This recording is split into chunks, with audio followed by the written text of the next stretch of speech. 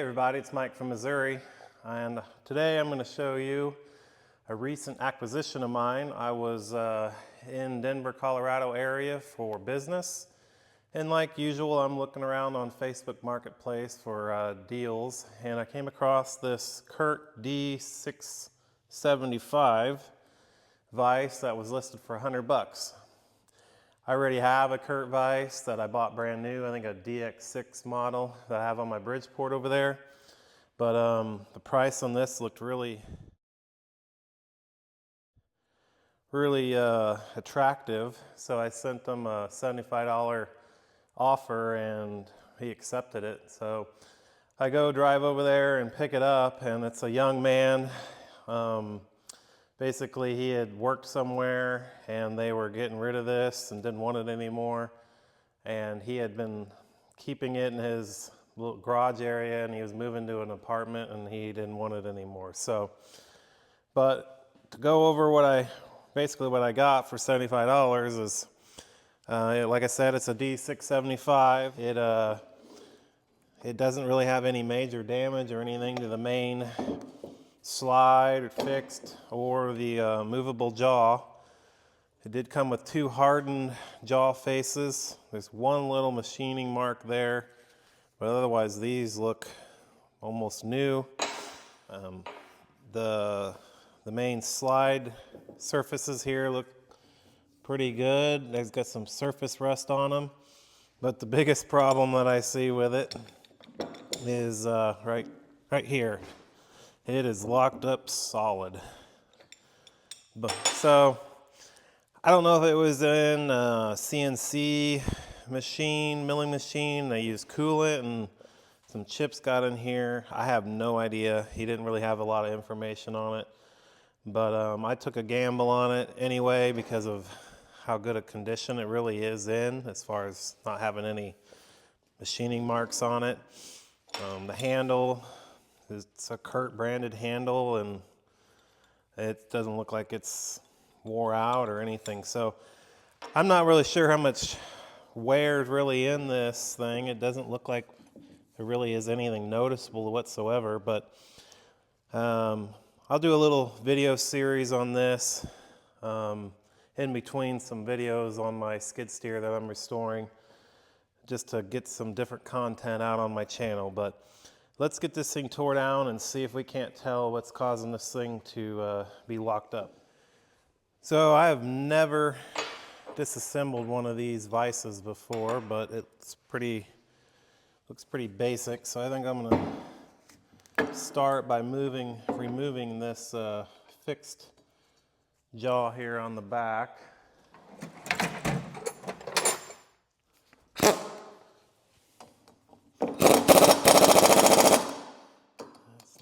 Not a good sign.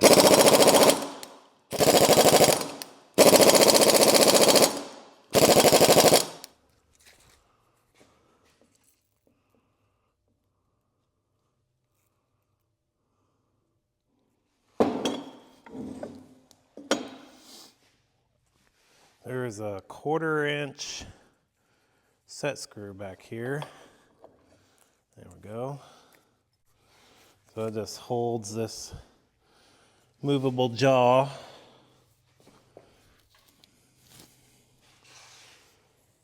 I think it's missing a piece too. I think inside here is supposed to be maybe a little half moon piece. I'm not sure exactly. I think it's missing a piece. I think this thing's probably been apart before.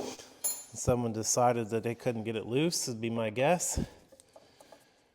So I may have wasted $75 on a paperweight, but guess we'll find out.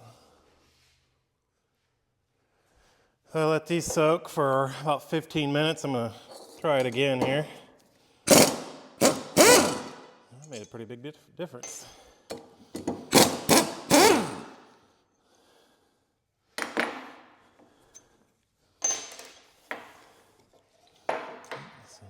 Washers here.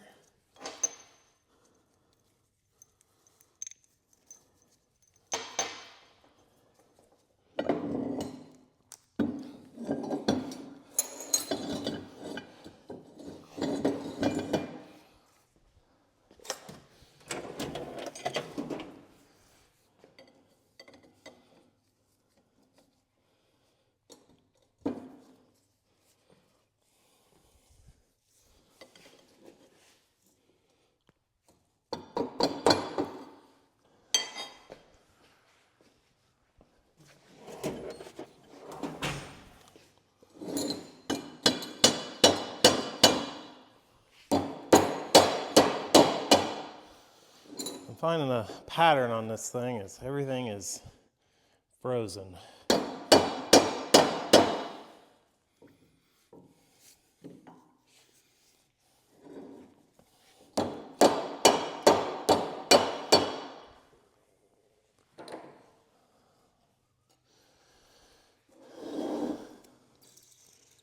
This can of PB Blaster has got a lot of fluid in it, but doesn't really have any air pressure in it. Get it down in that keyway.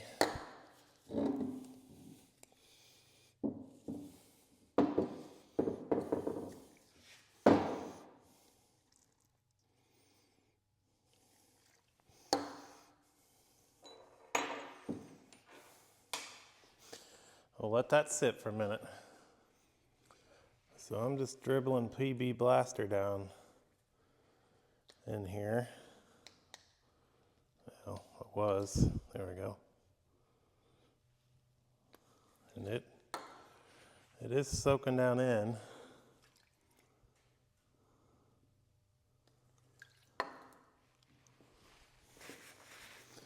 And you can see when I pry it,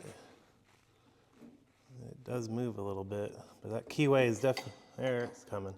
That PB Blaster stuff makes a pretty big difference.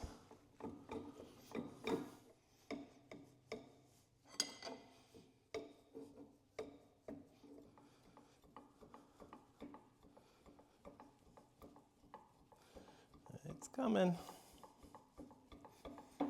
There it goes.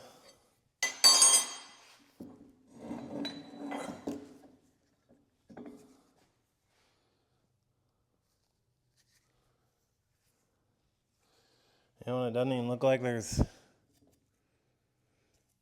some stuff in there, but not too bad. Set all this out of the way. Oh, there's a grease zert on the back side of this nut, and I don't know if that's factory or not. I have a hard time believing that came from Kurt that way.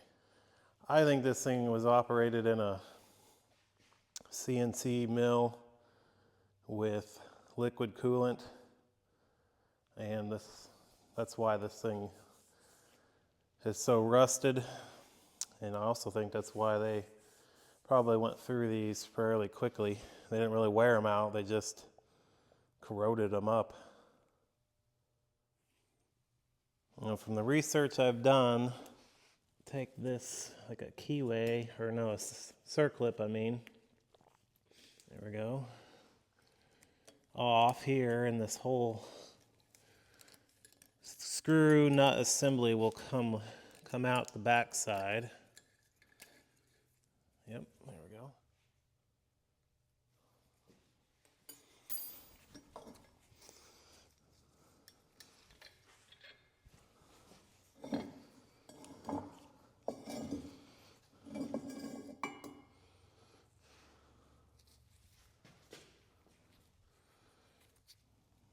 Thrust bearing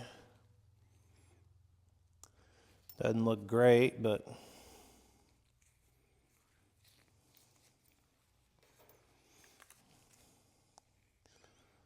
I think that white looking powdery stuff is confirmation that this thing has been used in liquid coolant. I do not feel very confident that I'm going to get this loose. What I think I'm going to do is take this out and start soaking it.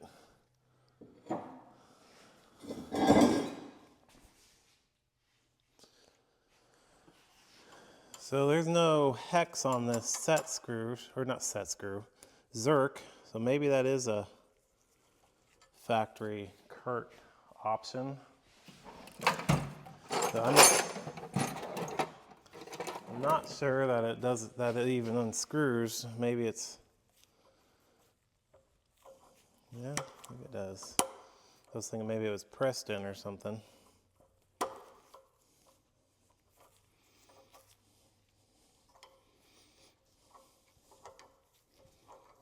You know, it does not appear, oh, it is coming out. Huh. Not sure. Doesn't seem like it has threads on it. Almost looks like maybe a little bit, but I don't know, weird. I'm gonna fill this hole up here with PB Blaster and let it sit overnight. I'll bring it back in the morning. So it has not been overnight, it's only been about 10 minutes, but I'm impatient, so I wanna see if this thing will move at all.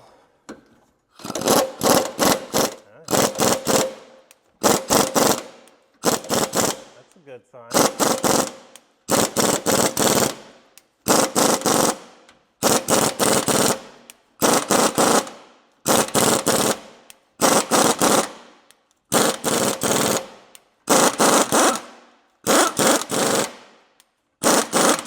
I can't hardly believe it.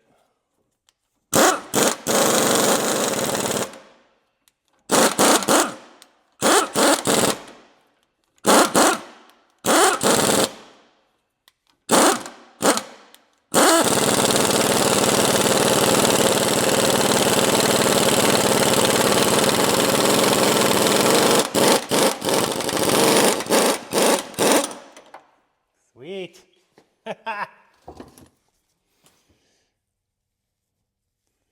It really doesn't look in bad shape. I'm shocked that came out of there, I really am.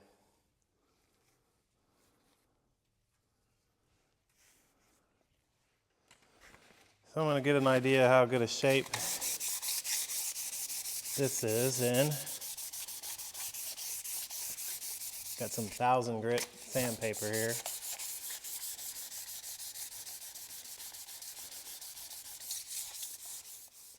So I think instead of getting any more aggressive with the sandpaper, I'm going to get some Evaporust, put it in a kind of a shallow pan, fill the bottom up, flip this upside down and let it do its magic on this surface.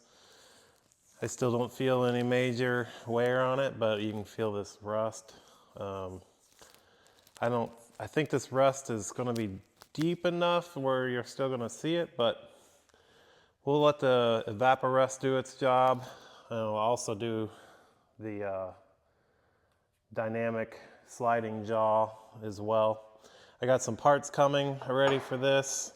Got a rebuild kit and hopefully I can get some new decals. But for the rest of this, other than the Evaporust, I'm going to put this in the Sandblaster and get this going, get this down to bare metal. Before I do that, I need to get this info tag plate off because I don't want to ruin it, and then I'll get it in the Sandblaster. These little drive screws can be a little tricky to get out without damaging the label. At least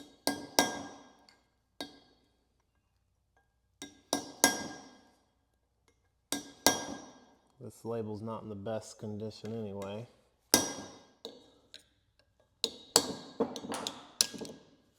I think I just sheared it off.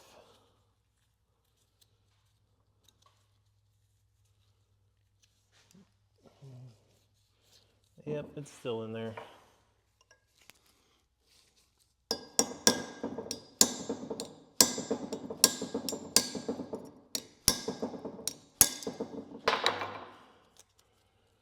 I'll drill those out after I get the sandblasting done.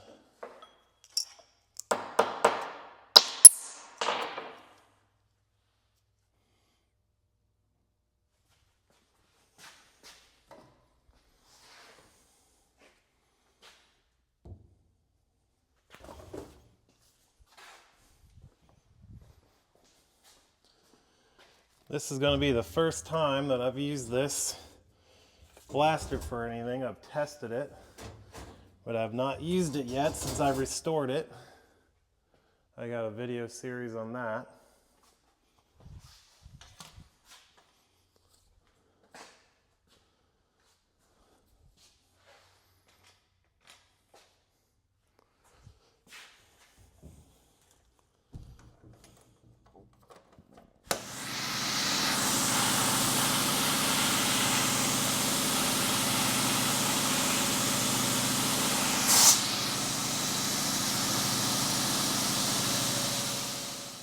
Well, I'm finding out pretty quickly that my cabinet is severely underlit. I put this on the back side of the glass here. I put this screen material that's supposed to help protect the glass a little longer.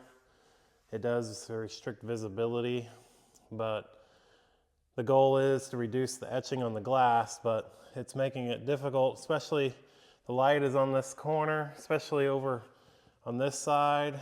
The lighting is woefully inadequate and it's making it hard to see. That's going to need to be addressed here in the near future. I think this coating on this vise is powder coat actually, because it's kind of coming off like in flakes and it's not coming off as easy as I thought it would.